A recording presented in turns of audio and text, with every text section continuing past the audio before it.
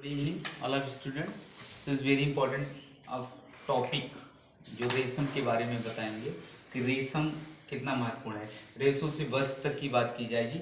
जो important point है वही note down in white board में किए हैं। आप थोड़ा कंसंट्रेट योर माइंड। रेशों से बस तक यानी पौधों से प्राप्त होने वाले रेशे पादप रेशे कहलाते हैं। जब भी क्वेश्चन करता है कि पौधों से प्राप्त रेशे को क्या कहा जाता है, पौधों से प्राप्त रेशे को पादप रेशा कहा जाता है, पादप रेशा। और जंतुओं यानी जंतुओं से प्राप्त होने वाले रेशे को हम जांतव रेशे कहते हैं। क्या कहते हैं? जांतव रेशे कहते हैं। रेशम जो है एक प्राकृतिक रेशा है। कभी कभी क्वेश्चन पूछता है कि रेशम किस तरह का रेशा है, रेशम किस तरह का रेशा है। तो रेशम प्राकृतिक रेशा है, नेचुरल। रेशम कीट के कोकून से प्राप्त होता है। रेशम जो होता है कीट के कोकून से प्राप्त होने वाला रेशा है, कीट के कोकून से। और प्राचीन काल में राजसी वस्त्र जो रेशम के ही बने होते थे, जो राजसी वस्त्र बनते थे राजाओं महाराजाओं के, वो रेशम से ही बने होते थे, क्योंकि बहुत चिकने होते थे और बहुत सॉफ्ट होते थे, मुलायम, इसलिए उनसे बनते थे, रेशम से ही बनते थे।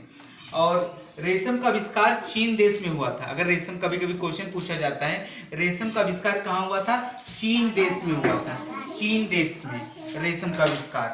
और चीन वर्तमान समय से में भी विश्व को सर्वाधिक रेशम उत्पन्न करने वाला देश है। विश्व में अगर पूछा जाए क्वेश्चन कि विश्व में सर्वाधिक रेशम प्राप्त करने वाला कौन सा देश है? चीन है। भारत भी व्यावसायिक स्तर पर बहुत अधिक, अगर विश्व की लगभग देखा जाए 13% रेशम उत्पादन करता है, 13% उत्पादन करता है।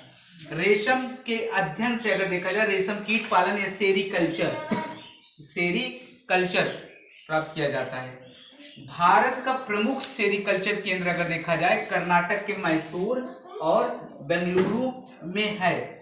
और वस्त्रों के अतिरिक्त अगर देखा जाए, रेशम से अन्य वस्तुएं भी बनाई जाती है, जैसे पैरासूट बनाई जाती हैं, बुलेट प्रूफ कपड़े भी बनाए जाते हैं। और ऑपरेशन के प्रयुक्त होने वाले टांके जो लगते हैं, इनसे रेशम से ही प्राप्त होता है। जो कि रेशम की कितनी इम्पोर्टेंस है, जो कि हम पैरासूट, बुलेट प्रूफ और टांके भी, कपड़ों के अलावा भी इनका प्रयोग भारत में या पूरे विश्व में किया जाता है। इस टाइप का क्वेश्चन अक्सर पूछा जाता है छोटे छोटे एग्जामों में भी, या होम एग्जाम जो होते हैं 6, 7, 8 लेवल में, सोशल में अक्सर क्वेश्चंस डाल दिए जाते हैं। तो आप प्लीज नोट डाउन।